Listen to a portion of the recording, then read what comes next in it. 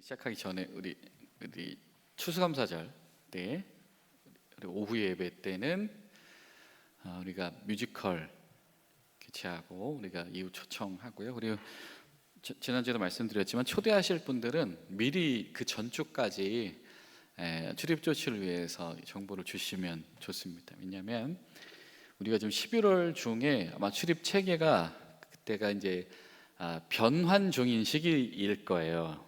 이 추수감사절이. 그래서 그때 미리 출입이 안 되면은 상당히 출입이 불편할 수가 있다.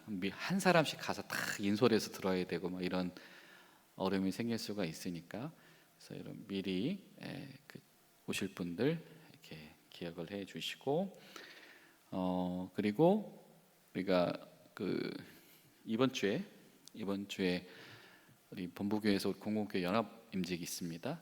참석하시고 싶은 분들은 내일까지 교회로 꼭 신청을 해달라고 말씀을 전해 주시고요. 그리고 세 번째로는 그리고 추수감사 당일에 그 점심 시간에는 우리가 교육부가 중심이 돼서 그날 추수감사 축제로 진행을 합니다. 그래서 점심을 먹고 나서 12시 반 동안 1시 반까지는 이 광장에서 먹거리도 가족끼리 즐길 수 있는 시간들도 보내고, 그래서 2시부터 시작합니다. 뮤지컬은 2시부터 시작하니까 그걸 꼭 기억해 주시고요. 그리고 세 번째로는 우리 마지막 올해 11월 첫 주 일 지나고 우리 동행 새벽기도 할 때 올해 마지막으로 합니다. 그래서 목요일 금요일 토요일까지 다 진행되어지고, 그리고 우리 토요일 날 많은 분들 오셔서 우리 식탁교제 참여하실 수 있도록, 전에도 광고 드렸지만 밥 먹으러 오기 눈치 보인다라고 하는 건데, 평상시 안 나온 사람 밥 먹으러 오라고 시간을 마련한 거니까요. 그래서 개의치 마시고 자유롭게 나오실 수 있도록 이렇게 전달해 주시기 바랍니다. 자, 기도하고 시작하겠습니다. 좋으신 하나님, 주님의 은혜와 사랑에 감사를 드립니다. 주님, 이번 한 주간 또 쌀쌀한 가운데 함께 모여있는 당신의 귀한 여종들을 기억하여 주시옵소서. 우리 목자들과 우리 양떼들 가운데 은혜를 베풀어 주셔서 말씀 가운데 속사람의 충만을 우리 가운데 허락하여 주시옵소서. 예수님의 이름으로 기도하옵나이다. 아멘. 자, 우리가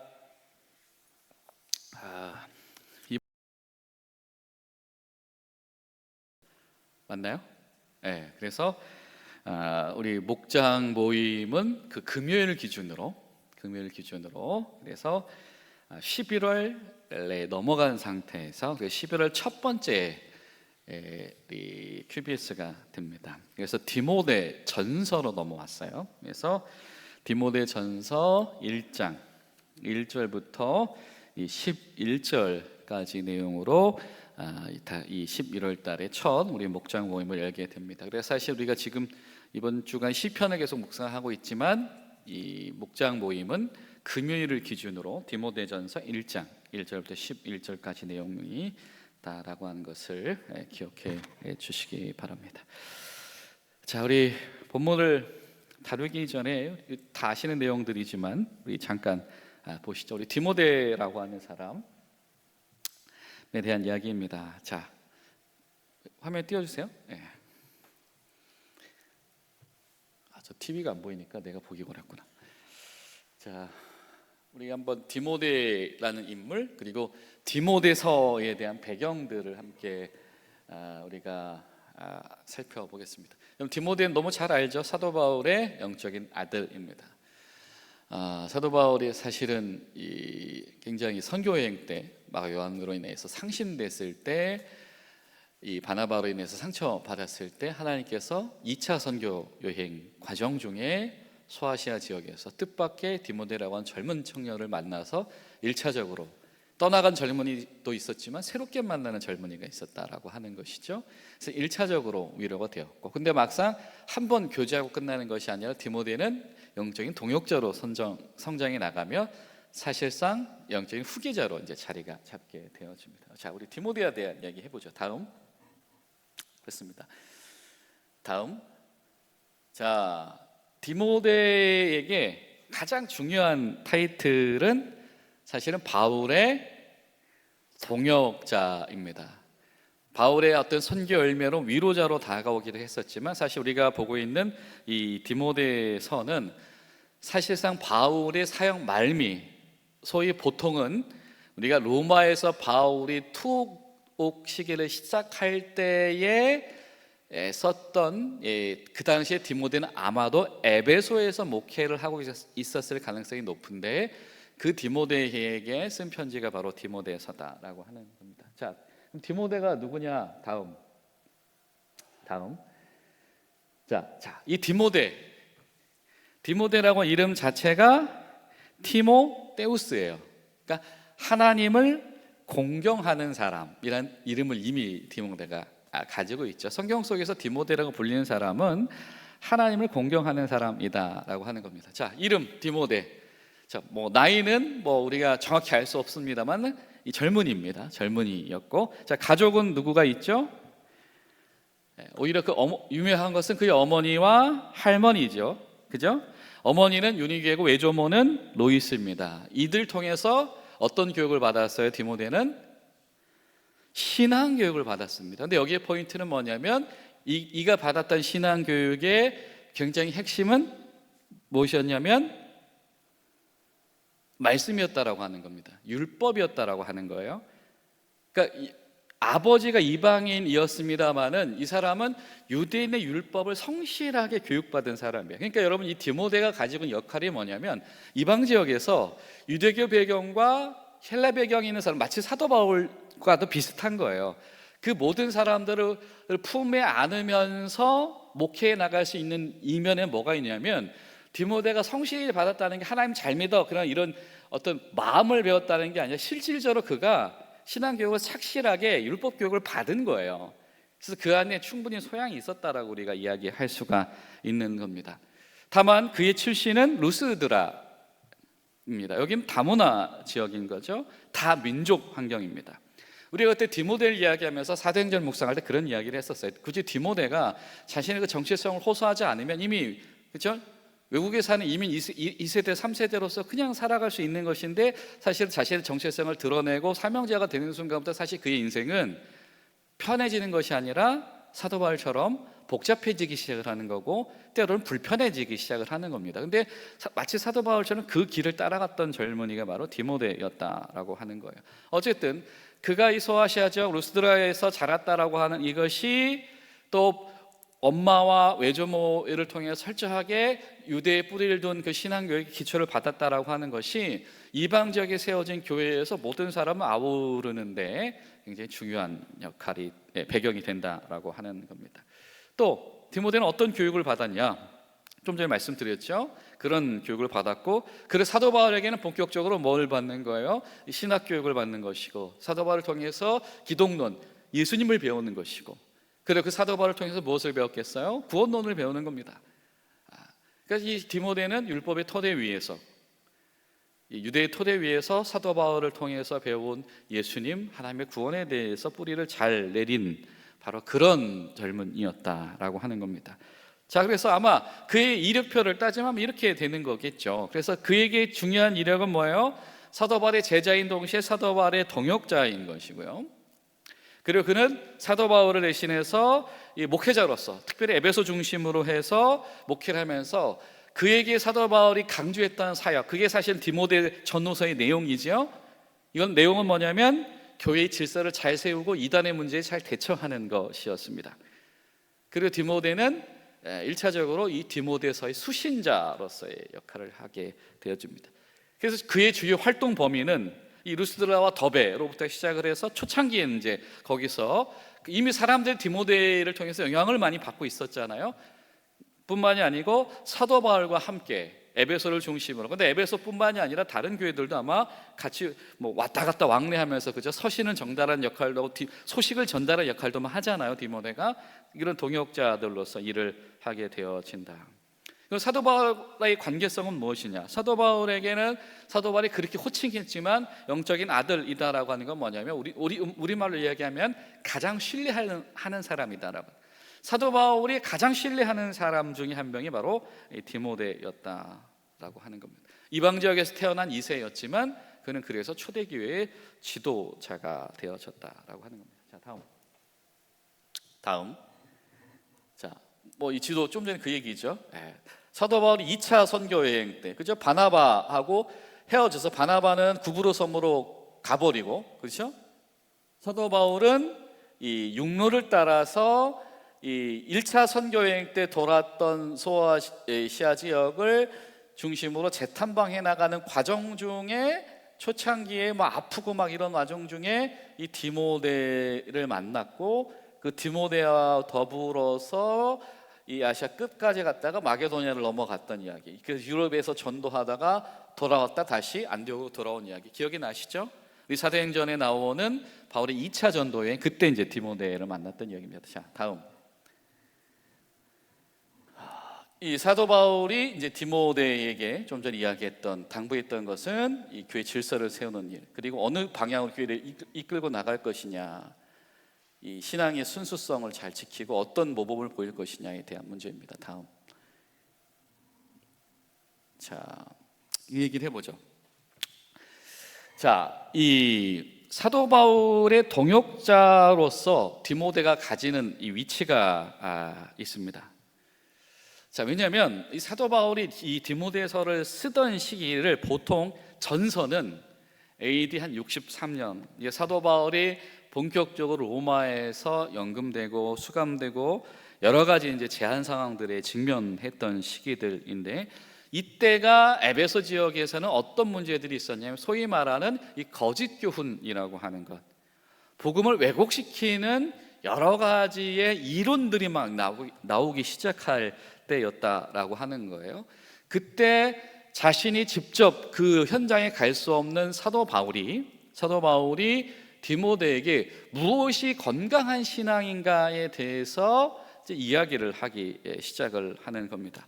그리고 한동안 몇 년의 시간이 흐른 다음에 디모데 후서는 뭐냐면, 디모데 후서는 이제 사도 바울이 본격적으로 이제 고난을 받기 시작을 합니다. 로마에서. 그러면서 이 투옥 생활이 길어지고 이 투옥의 강도가 이제 세지기 시작을 하면서 어떤 경험을 하게 되어지냐면, 이러다가 이제 내가 사역이 끝나겠구나라고 하는 것을 직감을 하면서 자신의 사역을 마무리하면서 이 디모데에게 이 당부하는, 순교를 예감한 상태에서 이 디모데에게 이 사역을 이임하고 싶어하는 그런 내용들이 디모데 이제 후서에서 이제 등장을 하는 거죠.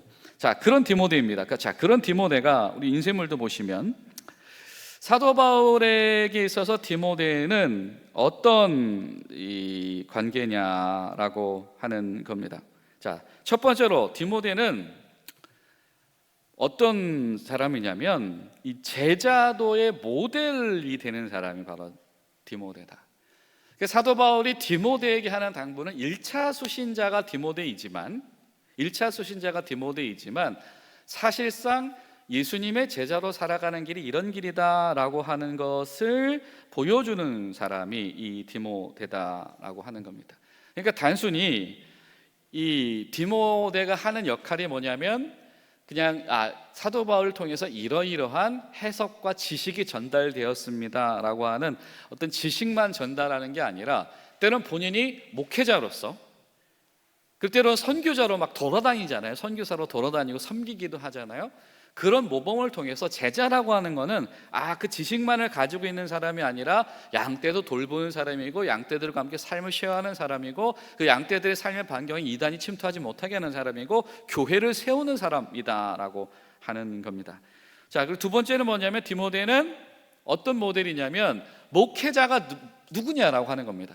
사도 바울이 디모데에게 이야기하는 거는 사실은 디모데가 젊은 사람이라서 교회 공동체 가운데 신뢰를 받지 못할까봐 뭐 디모데에 대한 어떤 지침을 주는 그런 내용들인 것 같기도 하지만, 사실상은 본질적으로는 뭐냐면 교회의 리더십이 어떠해야 되는가에 대한 이야기를 하는 겁니다. 왜냐하면 여러분, 우리가 이것을 아셔야 되는데 뭐냐면 이 디모데가 사역하는 이 시대, 사도 바울과 그의 제자가 사역하는 이 시대는 뭐냐면 초대교회가 이방 지역 가운데서 자리를 잡아 나가던 시절인 거잖아요. 그죠?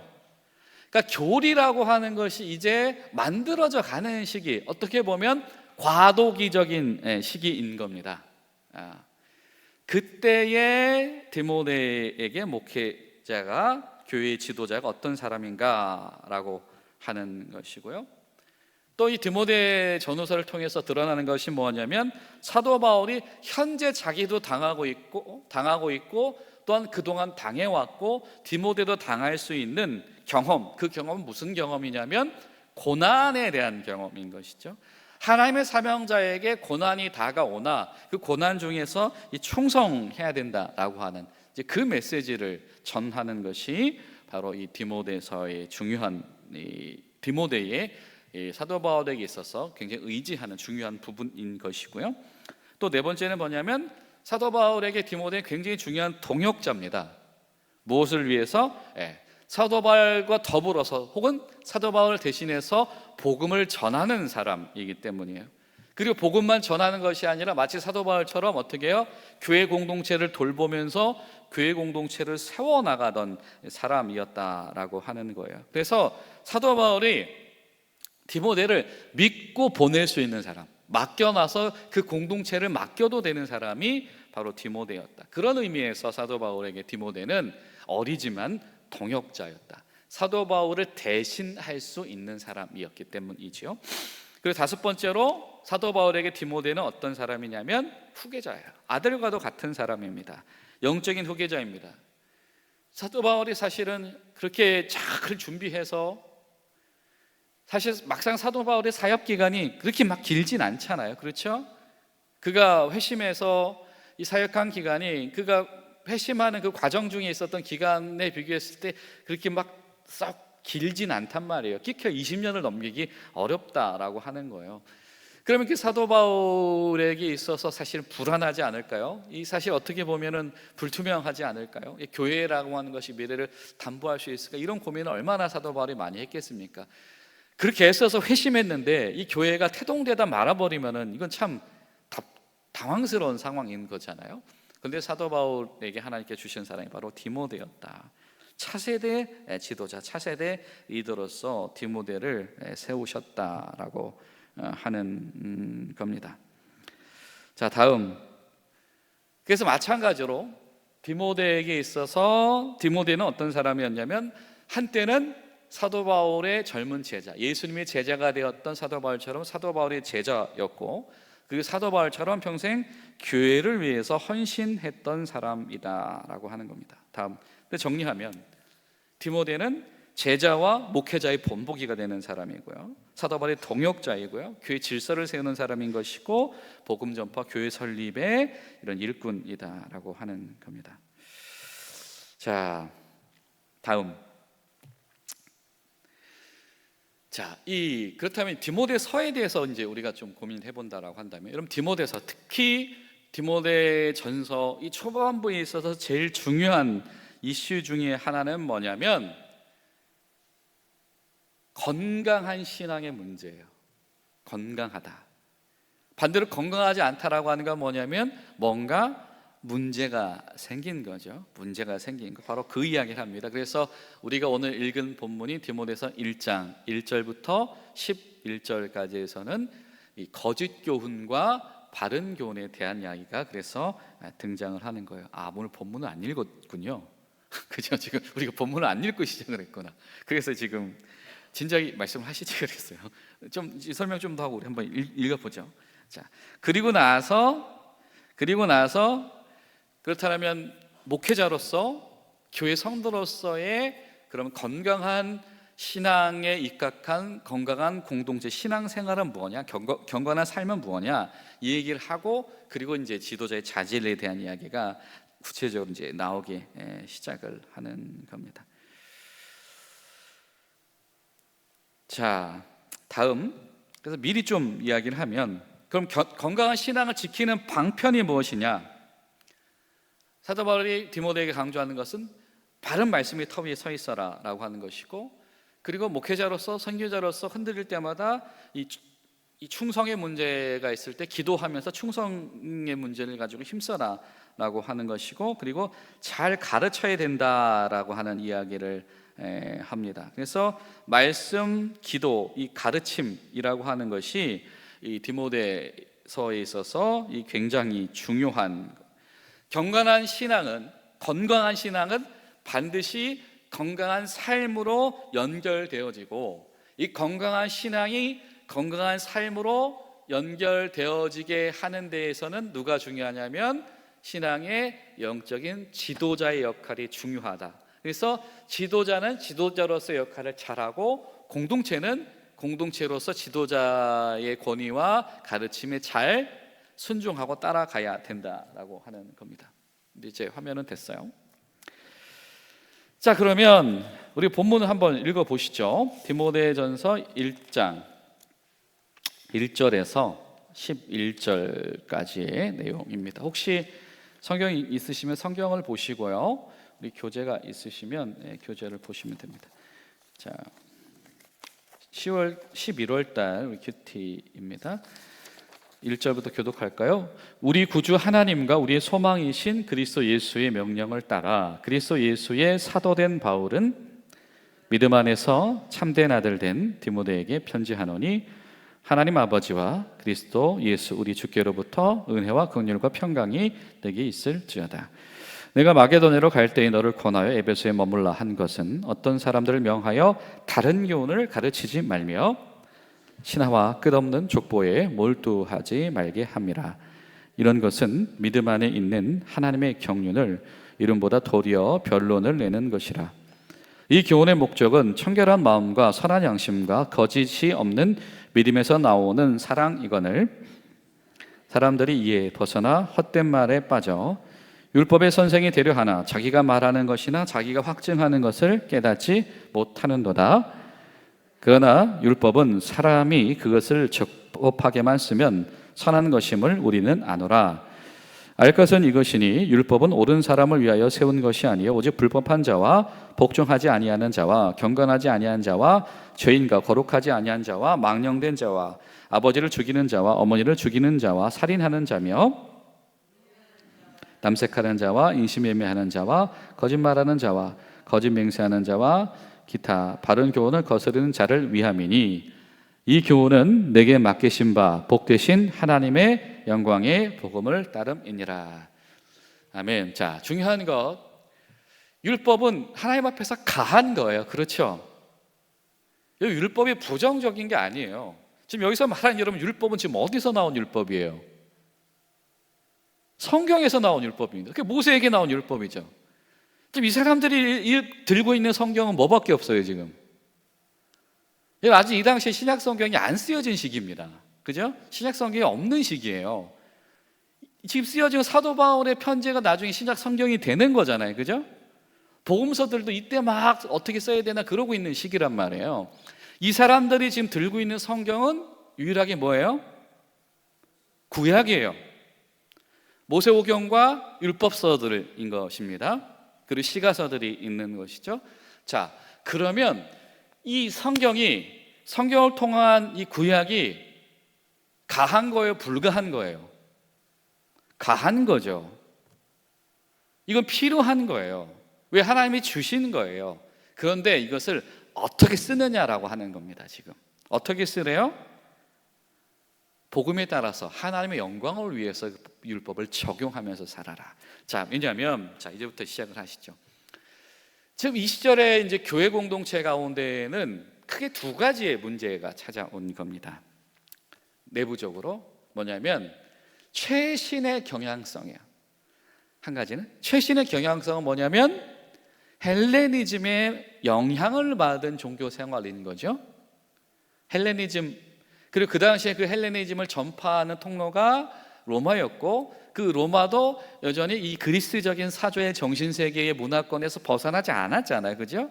그러니까 로마의 신화도 다 그리스의 신화를 차용을 하고, 그렇죠? 신앙도 크게 다르지 않은 부분들이 많았단 말이에요. 자, 그 중에 이제 이 사람들이 다 플라톤의 제자들, 이런 사람들이잖아요. 아리스토텔레스의 제자들, 그런 사람들이 선생 노릇하던 시절이란 말이에요. 자, 이 시절의 최신 경향 종교성은 뭐냐면 영지주의였습니다. 영지주의란 건 뭐냐면 영적인 것과 육적인 것을 분리하는 거예요. 그래서 영적인 것은 고차원적인 것이고 육적인 것은 하등한 것이고라고 하는 이런 영지주의가 이제 헬레니즘권에서 온 영향력이었다라고 한다면, 또 하나가 있어요. 또 하나는 뭐겠습니까? 율법주의입니다. 혹은 율법 만능주의예요. 율법주의를 우리가 이해하기 쉽게, 우리가 율법주의하고 말하다 보면 율법이 마치 나쁜 것처럼 한단 말이에요. 우리가 율법을 예수님의 의로 얻는 구원의 반대 개념으로만 그 챕터에만 있다 보니까 율법을 나쁜 거라고 생각한단 말이에요. 근데 그렇지 않아요. 율법은 하나님이 주신 거예요. 여러분 지금 율법 들고 있잖아요. 여러분 성경 율법 지금 모세오경 들어와 있잖아요. 모세오경 오려내셨나요? 아니잖아요. 그렇죠? 여러분 율법 들고 있잖아요. 출애굽기, 민수기, 신명기 말씀 다 묵상하시잖아요. 지금 여러분 율법을 보고 계신 거예요. 그렇죠? 근데 문제는 뭐냐면 율법 만능주의인 거예요. 첫 번째는 자신의 구원의 문제, 사도 바울이 지적하는 것처럼 유대주의자들의 문제는 내가 율법을 다 이렇게 성취해 나가는 걸 통해서 내가 하나님의 구원의 기준에 충분하다고 여기는 이 율법으로 인한 어떤 구원론을 가지고 있었던 사람들의 문제가 있는 것이고, 또 하나는 모든 것을 우리의 과거, 우리의 전통 이 안에서 다 해결하려고 하는 것들입니다. 이것이 교회 내부적으로는 율법이랑 상관이 없는 사람들, 그렇죠? 완전히 이방인들, 그 사람들에게는 율법을 준 적이 없어요. 그렇죠? 그런 사람들과의 문제들 속에서도 율법 만능주의로 가는 문제들, 하나는 너무 최신이어서 문제고요, 하나는 너무 과거의 전통만을 보수해서 문제. 오늘날 말로 이야기를 하자면 이 두 개가 가지고 있는 이 영향력들이 교회의 신앙생활, 교회의 신념들, 교회의 생각들, 공감대들, 세계, 철학, 세계관, 이것이 이제 자리 잡으면 가르침이 되고, 그 가르침이 계승되기 시작하는 순간부터 뭐가 되는 거예요? 교리가 되는 겁니다. 교리라고 하는 것은 가르침이 계승되기 시작하면서 이게 교리가 되는 거예요. 지금 우리가 배우는 가르침이 선대가 배운 가르침, 그 선대가 배운 가르침과 같은 거잖아요. 그렇죠? 이렇게 되면 교리가 되는 거예요, 이게. 자, 그렇게 되는 문제가 있었다라고 하는 겁니다. 이게 단순히 그냥 뭐 이단 당파를 만들었다 그런 문제가 아니고요, 분명히 같은 교회 공동체 안에 있는데 이런 영지주의와 율법주의 때문에 사도 바울이 가르쳤던 복음, 구원, 교회론, 그리고 선교론에 여러 가지 혼선이 생기기 시작을 하는 거예요. 그 얘기를 사도 바울이 로마에서 들은 겁니다. 그리고 이 문제를 위해서 디모데에게 편지를 쓰고 교회에게 가르치라고 얘기를 하는 거예요. 그래서 이 다른 교훈이다라고 하는 말이 뭐냐면은 이 이질적인 것이 섞여 있다라고 하는 뜻을 가지고 있어요. 다른 이질적인 것이 섞여 있다. 그래서 복음에서 벗어난 문제에 이 혼란을 주고 시선을 뺏기게 하고, 그리고 그 왜곡됨으로 인하여서 혼선이 생기는 것이 바로 이 다른 복음이에요. 그럼 이와 반대되는 개념은 뭐겠어요? 다른 복음과 반대되는 개념은 뭐겠어요? 다른 교훈과 반대되는 개념은 바른 교훈인 겁니다. 바른 교훈. 이 바른 교훈이란 말은 어떤 뜻을 가지고 있냐면 건강한 가르침이라는 뜻을 가지고 있어요. 다른 교훈은 이질적인 것이 섞였다라고 하는 가르침이라는 뜻을 가지고 있고요, 바른 교훈은 건강한 원래 상태인 가르침이다, 온전한 가르침이다, 이런 뜻을 가지고 있어요. 이거는 말씀의 진리를 충실히 따르는 것이고, 교회가 혼돈되게 하는 것이 아니라 교회의 영적인 건강과 성숙을 촉진하는 질서를 세우는 가르침이다라고 하는 겁니다. 그래서 다른 교훈은 경계하고 다른 교훈으로부터 복음은 지켜야 되는 것이고요, 바른 복음은 전수하고 권장해야 되는 것입니다. 왜냐하면 다른 교훈은 신앙에 혼선을 가져다주고 혼선이 지속되면 왜곡이 일어나는 것인데, 바른 교훈은 공동체의 성장을 도모하고 본질을 유지시키기 때문이다라고 하는 겁니다. 여러분 이게 왜 그러냐면 교회가 급속도로 성장했기 때문이에요. 여러분 초대교회는 순식간에 폭발적으로 성장하잖아요. 그렇죠? 그러다 보니까 이 성숙의 시간이 오기 전에 성장이 먼저 해버린 거예요. 그랬더니 이게 혼돈의 문제가 있는 겁니다. 여러분 우리도 마찬가지예요. 성숙 이전에 성장을 경험한 공동체가 성숙하지 못한 문제 때문에 비본질적인 것에 교회의 힘이 막 나뉘어져요. 비본질적인 것 때문에 교회에 혼선이 일어나요. 교회에서 복음의 메시지가 힘을 발휘하지 못해요. 이 얘기가 뭐냐면 교회가 성숙하지 않은 거예요. 저와 여러분의 교회가 비본질적인 문제 때문에 교회가 휘청해. 이거는 교회가 성장은 했을지 몰라도 성숙하지 않았다는 증거입니다. 굉장히 초보적인 상태의 교회다라고 하는 거예요. 날씨랑도 마찬가지이고요. 바로 그런 문제가 있었다라고 하는 겁니다. 여러분 이 영지주의, 또 영지주의가 뿐만이 아니라 그런 어떤 사조들이 많아질 때에 나오는 이 혼합주의들의 폐해들이 뭐냐면, 영지주의가 좀 전에 극단적으로 나누는 거라고 말씀을 드렸잖아요. 그죠? 영적인 것과 육적인 것을 나누는 거예요. 근데 이렇게 되면 가장 기초적인 게 부정이 됩니다. 뭐가 부정이 될까요? 영적인 것은 육적인 것과 공존할 수 없어. 육적인 것은 하등한 거야. 말이 안 돼. 그러니까 영주의적인 세계관은 이 계층적 세계관이거든요. 신과 인간은 달라요. 그래서 신과 인간의 또 다른 존재가 있어요. 천사들 같은 천상의 존재들. 요 세계관이 여러분 그리스 세계관이에요. 이런 단계가 있다. 이게 그 당시에 이 플라톤의 제자들, 이런 사람들이 가지고 있었던 세계관이란 겁니다. 여러분 이 세계관만 생각하다 보면 이 영지주의에 빠져 있으면 뭐가 부정되냐면 예수님의 성육신이 부정되는 겁니다. 이런 사람들은 예수님의 성육신을 수용하지 않아요.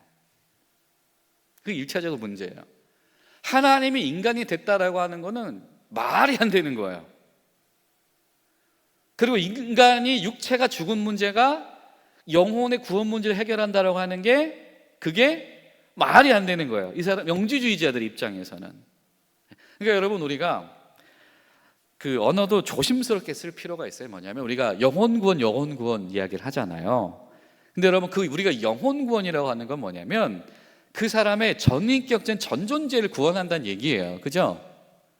영혼 구원하는 게 그 사람이 예수 믿어서 나중에 천국 가는 표 사줬다 이런 의미가 되면은 이거 잘못하면 영주의적인 표현이 되는 거예요. 우리가 영혼 구원 시킨다는 얘기는 뭐예요? 그 사람이 지금 하나님의 자녀가 되고 지금 성령의 충만을 경험하고 예수님의 제자가 돼서 지금 성장을 경험하고 지금 하나님 나라를 경험하고 그래서 천국에 대한 소망이 흔들리지 않으며 어떤 순간 가운데서도 하나님에 대한 소망이 꺾이지 않는 것, 여러분 이게 영혼 구원이에요. 근데 교리를 전수했어. 그래서 이 교리 믿으면 나중에 천국 가, 여기서 끝나버리면 이거는 굉장한 오해의 소지가 있을 수가 있는 겁니다. 근데 이런 사람들이 영지주의자들이에요. 자, 그렇기 때문에 이 사람들에게 필요했던 건 뭐냐면 지식이에요. 지식. 고귀한 지식을 전수받으면 구원받는 거예요. 자, 그래서 우리가 영혼권이라는 단어를 조심해서 써야 되는 거예요. 이게 사도 바울이 견제했던 영지주의의 핵심 원리 중에 하나예요. 이 그노시스, 이 고귀한 지식을 소유했어. 그 지식만 소유하면 구원받은 거야. 이 사람들은 뭐래든 상관없는 사람. 이건 영지주의적인 사고방식이에요. 그래서 죽기 전에 이 지식만 배우면 돼. 이 영지주의예요. 그대로 구원은 지식으로 배워요? 구원은 어떻게 얻죠? 그건 어떻게 얻어요? 은혜로 얻죠. 성경이 수도 없이 말하잖아. 구원은 뭘로 얻은 거예요? 은혜로 얻은 거예요. 하나님의 선물로 얻은 거예요. 예수님이 죽으심으로 인해서 얻은 거예요. 근데 여러분 지식으로 구원 간다. 지식으로 못 가요. 하나님 나라. 우리가 노래는 맨날 하지만 여러분 요즘에 이단 중에서 지식으로 구원받는 대표적인 이단 있잖아요. 모의서 시험 보는 이단. 그게 극단적인 영주주의적인 사고방식이에요. 그 지식을 소유하면 구원받는다고 여기는 것. 그러니까 여러분, 우리가 하나님의 은혜에 들어간 것과 지식을 소유하는 것을 여러분 정확하게 구별할 필요가 있습니다. 내가 지식을 소유했다라고 해서 구원받는다고 착각하면 안 돼요. 내가 하나님의 자녀가 되어야 돼요. 하나님의 은혜 가운데 내가 하나님의 사람이 돼서 내 속에서 역사하시는 하나님의 영의 충만을 경험을 하면서 흔들림 없는 하나님 나라의 본 거와는 전혀 다른 문제가 있다라고 하는 겁니다. 자, 그런데 디모데가 목회하고 있었던 초대교회에 그런 문제들이 있었던 겁니다. 여러분, 그렇기 때문에 이 지식을 숭상하는 사람들이 가지고 있는 폐해가 뭐냐면 삶은 아무렇게나 살아도 돼요. 그래서 어떻게 해요? 부모한테 거짓말하고 오라고 그러잖아. 그죠? 부모 버리고 와도 돼. 직장 버리고 와도 돼. 거짓말 해도 돼. 여러분, 이게 아주 전형적인 영주주의적인 사고방식이에요. 그 거룩한 지식을 소유했기 때문에 이 육체적인 삶은 사실 크게 의미 없어. 그냥 뭘 해도 괜찮은 겁니다. 이게 영주주의인 거예요. 근데 이것이 교회에 침투해 오면서 그런 방식으로 침투해 왔었다. 근데 사도 바울은 항상 교회를 뭐라고 얘기를 합니까? 교회는 몸이에요. 예수님의 몸이고 어떻게 해요? 교회는 서로 지체해요.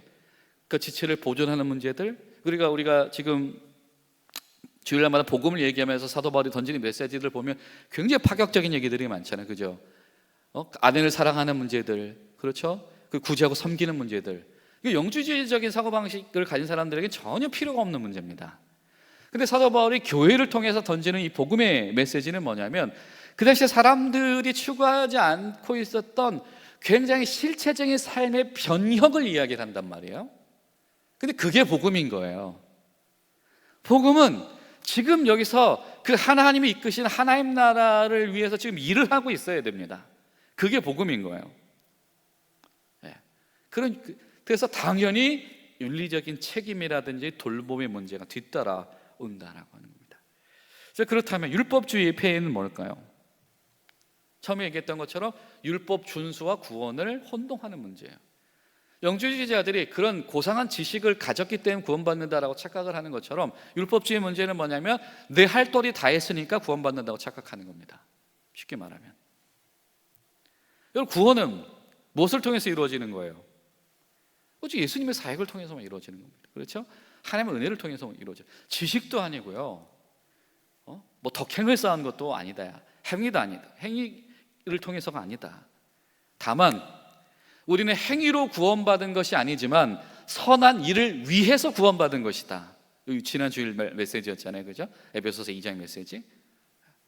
이 순서가 바뀌면 안 되는 거예요. 순서가 바뀌면 완전히 다른 이야기가 되는 거다라고 하는 겁니다.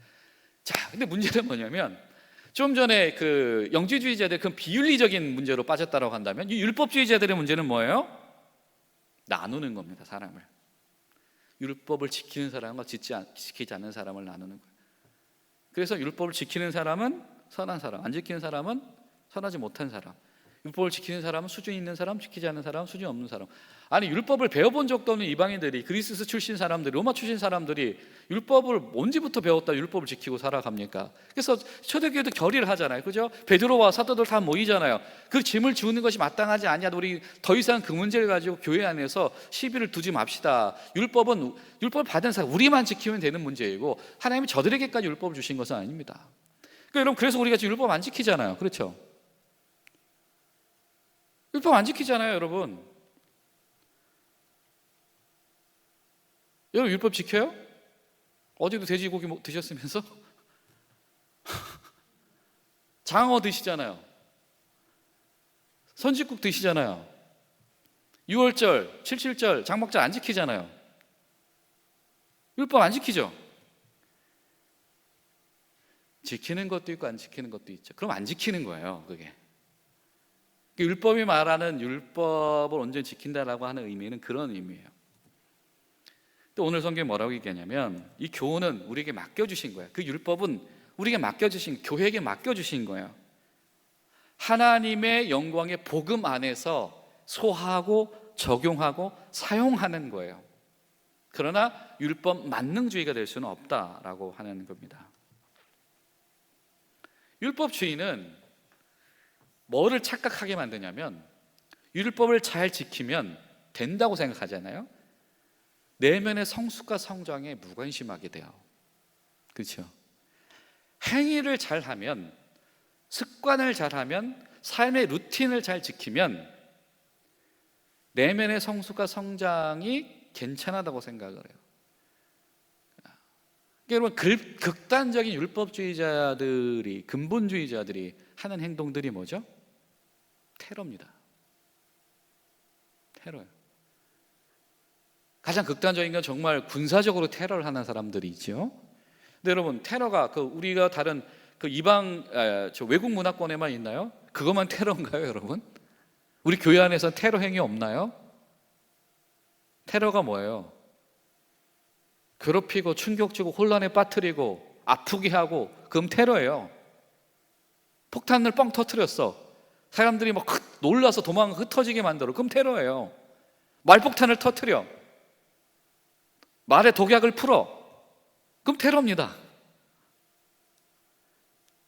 근데 여러분, 극단적인 이 율법주의자들, 율법 만능주의자들, 근데 여러분, 이것이 내면의 성숙이 일어난다면 정죄할 수 있겠습니까? 베드로와 초대교회가 그래서 결정을 하는 거잖아요. 이들에게 뭐가 일어난 거예요? 복음 안에서 내면의 성장과 성숙이 일어난 거예요. 그래서 율법을 지키지 않는 이방인들을 봤을 때도 뭐로 하는 겁니까? 저들도 우리가 똑같은 형제고 주님의 제자들이다라고 받아들인다는 얘기는 뭐냐면 그들에게도 존중하는 거예요. 그리고 고린도서에서는 뭐라는 표현을 써요? 서로 거룩하게 입맞춰라. 서로 백그라운드가 달라도 입맞춘다라고 하는 건 뭐예요? 여러분, 악수하는 상대, 입맞추는 상대는 어떤 상대인 거죠? 나랑 급이 맞다는 이런 의미인 거잖아요. 그 당시에 입맞춘다고 하는 건 우리 하인들한테 입맞춰주진 않잖아요. 종들이나 노예들이나 원수들한테 입맞춰주지 않는다고. 서로 키스하면서 인사하는 사이는 뭐냐면 우리는 같은 라인이에요, 우리 같은 인맥이요, 이런 의미거든요.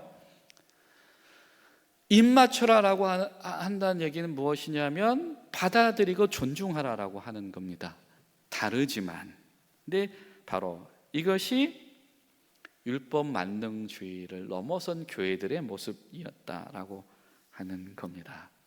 사도 바울이 이 두 가지가 다 교회에서는 위험하다. 이게 뭐다? 이게 거짓 교훈인 거예요. 그리고 여기에서 떨어져 나가서 이제 그것을, 오염된 것을 신봉하기 시작하면 뭐가 되는 겁니까? 이단이 되는 거예요. 그러니까 지금 사도 바울이 1장에서 이야기하는 거짓 교훈이라고 하는 것이 그냥 우리 문 밖에 있는 그 이단들 얘기하는 게 아닌 거예요, 여러분. 우리 교회 울타리 안에 들어와 있어서 우리의 건강한 신앙을 오염시키고 있는 그런 이 비복음적인 가르침들, 사조들, 교훈들의 영향력, 혹은 그 영향력에 오염받은 신앙생활을 거짓 교훈이라고 지금 이야기를 하고 있는 겁니다. 우리 안에 거짓 교훈들, 물질 만능주의, 기복주의, 이거 다 거짓 교훈이에요. 신비주의, 거짓 교훈이에요. 주의가 되는 순간부터 거짓 교훈. 여러분, 교회에서 귀신을 쫓지요. 근데 여러분, 귀신을 쫓는 일이 없으면 교회가 아닌가요? 하나님의 병을 고치시죠. 근데 신유의 역사가 안 일어나면 교회가 아닌가요? 거기서 제자 훈련을 하고 있나요? 제자로 살아가나요? 제자 훈련 당연히 중요하죠. 근데 지금 제자 훈련이 우리 가운데 멈춰졌어요. 한계에 직면했어요. 그럼 교회가 아닌가요? 뭐냐면 이 거짓 교훈의 영향을 받은 사람들의 특징은 뭐냐면 나의 기호에 맞는 신앙이에요. 여기에 매몰된 사람들인 거예요. 거기에서 바른 건강한 교훈을 세워라. 이것이 교회의 본질이고 이것을 하는 것이 교회 리더들의 역할이다 라고 하는 겁니다. 여러분, 우리 교회는 하나님 앞에서 건강한 신앙 가운데 뿌리내린 교회로 계속해서 성장해 나갈 수 있게 되기를 간절히 소망합니다. 자, 이런 전제에서 우리 교재를 보시죠. 이쪽입니다. 자, 그래서 1장부터 제목이 뭐예요? 헛된 논쟁에서 벗어나라라고 하는 겁니다. 자, 11월의 주제는 거룩한 일꾼이 되기 위하여입니다. 거룩한 일꾼이 된다라고 하는 것은 헛된 논쟁에서 벗어나고 거짓 교사들을 분별하고 자신을 힘써 죽게 드리고 세상의 풍조를 쫓지 말라, 이 네 가지입니다.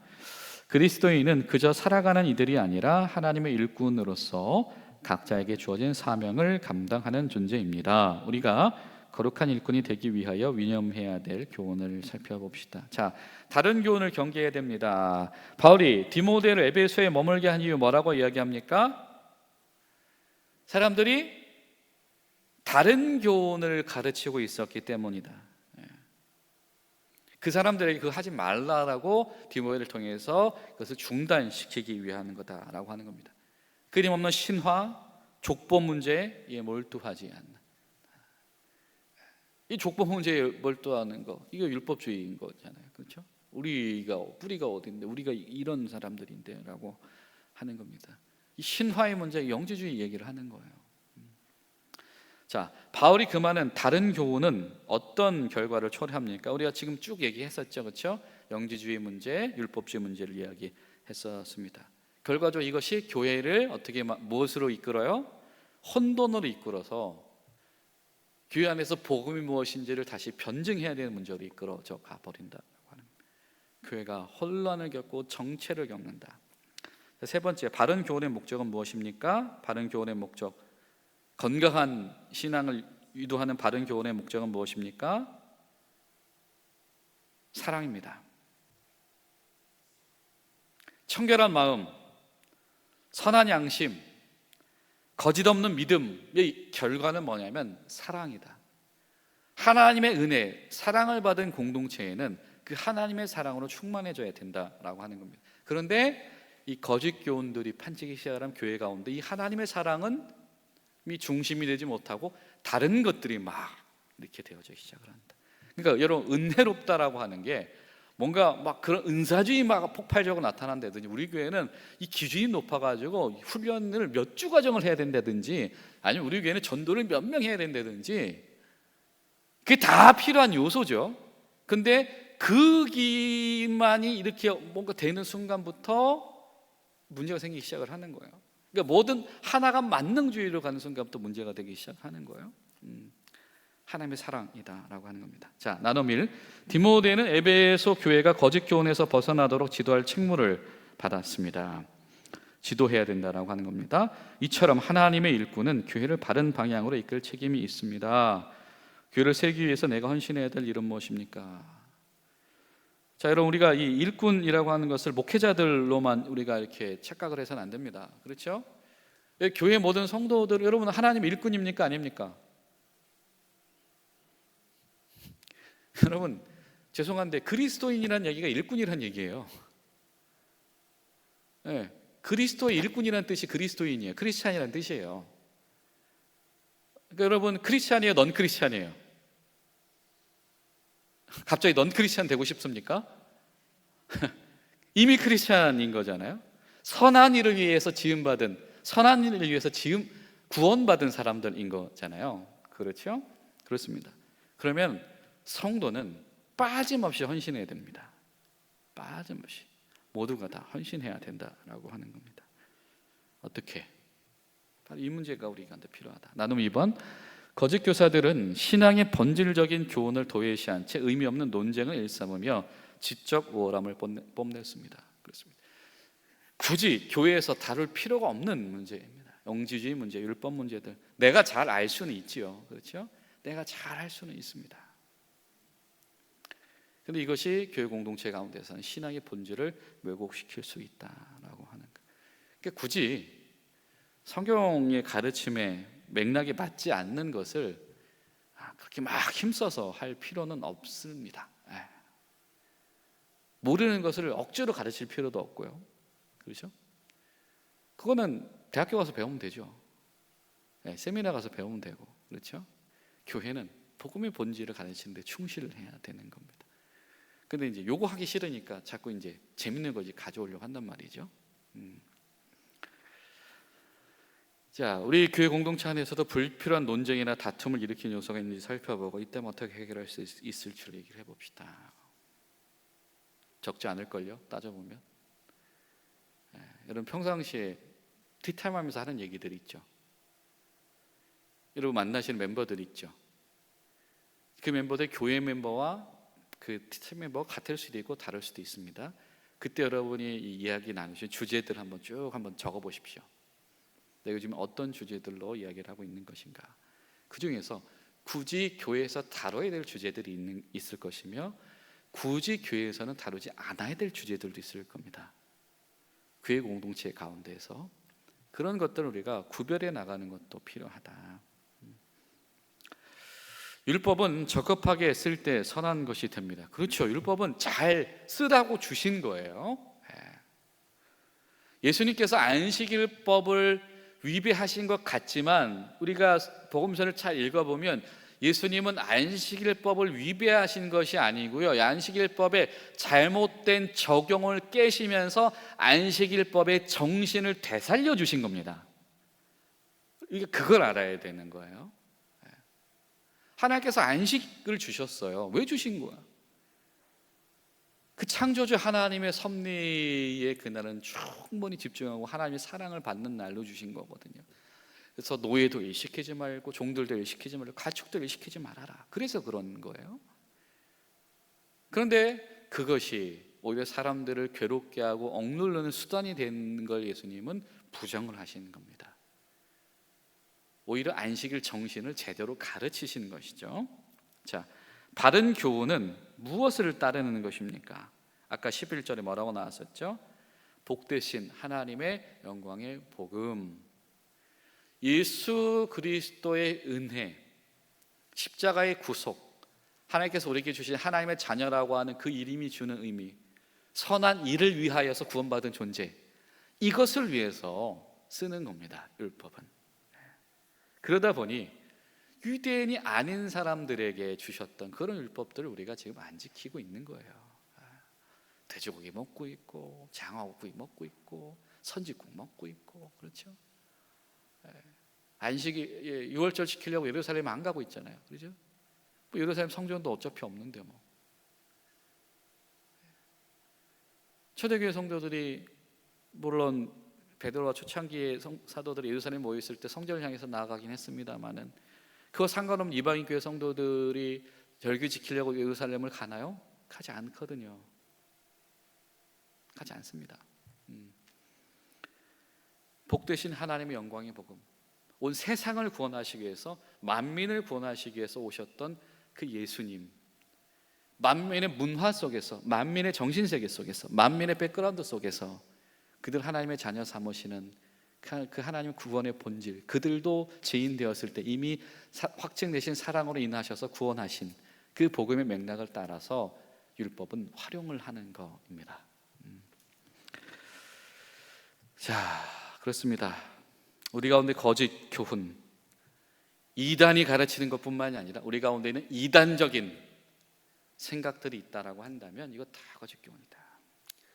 오늘 우리식의 영지주의, 우리식의 율법주의, 우리식의 기복주의, 우리식의 물질 만능주의, 우리식의 뭐라고 할까요? 과학지상주의, 우리식의 인맥지상주의,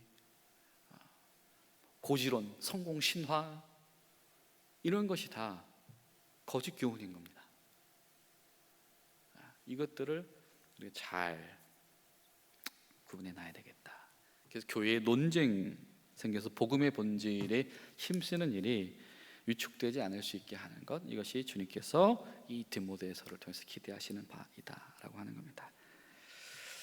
자, 여기까지 질문 없으시죠? 제가 기도하고 마치겠습니다. 좋으신 하나님, 우리 교회도 또 우리 한 사람 한 사람도 하나님께서 사랑하시고 신뢰하시는 일꾼이 되기를 소망합니다. 주님, 저희를 도와주시옵소서. 우리에게도 맡겨진 마땅한 사명들이 있을 텐데, 특별히 군인 교회의 일꾼들로서 군과 사회 속에서 많은 청중들과 대상들을 위하여서 우리에게 부여하신 책임이 있을 텐데, 하나님, 우리 가운데 복음의 본질에 힘을 쏟는 것에 그것이 혼돈되게 하거나 혼란스럽게 하는 비본질적인 거짓 교훈들이 있다면 분별해낼 수 있는 지혜와 지식을 성령 가운데서 우리 가운데 역사하여 주시옵소서. 더 특별히 우리 귀한 성도들, 우리 목장의 리더들, 양떼들 지켜주시고 가정 가운데 하나님의 위대하신 섭리로 응답하여 주시옵소서. 예수님의 이름으로 기도하옵나이다. 아멘.